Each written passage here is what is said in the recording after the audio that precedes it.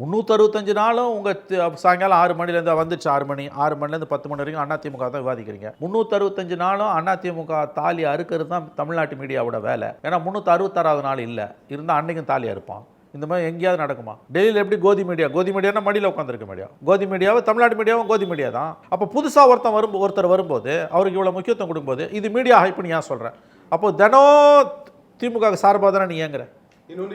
எவ்வளோ விஷயம் தப்பு இந்த கவர்மெண்ட்டில் நடந்திருக்கு. ஒரு நாள் விவாதம் நடத்திருப்பானுங்களா? அப்போ இதை ஒரு பக்கம் நீங்கள் ஆளுங்கட்சிக்கு திமுகவுக்கு ஜாலரா அடிக்கிறீங்க, காவடி தூக்குறீங்க. இன்னொரு பக்கம் விஜய் வரும்போது அதீத முக்கியத்துவம் கொடுக்குறீங்கன்னா அப்போ அதை ஏன் கொடுத்தனு ஏன் கேட்க மாட்டேன்ற? விஜய்க்கான முக்கியத்துவத்தை பற்றி கேட்குறிய. வாரத்தில் சனிக்கிழமை விஜய்க்கு முக்கியத்துவம், மிச்சம் 6 நாள் திமுக செய்தியை மட்டும் தானே நீ போடுற. மொத்தமாக திமுக கண்ட்ரோலில் தானே தமிழ்நாட்டு மீடியா இருக்குது. அப்போ இதை நீங்கள் மீடியாவோட ஹைப்பு, விஜயோட திருச்சி ரேலியை பற்றி பேசும்போது இது ரொம்ப மீடியா ஹைப்புன்றாங்க. கரெக்ட் கமானியா? அங்கே ஒரு க்ரௌடு நிற்குது 8 மணி நேரமாக ஸ்டாண்ட் ஸ்டில் லைஃப், 2 டிஸ்ட்ரிக்டில் லைஃப், 3 டிஸ்ட்ரிக்டில் லைஃப் ஸ்டாண்ட் ஸ்டில்னா அதை பதிவு பண்ணுறது தான் மீடியாவோட வேலை.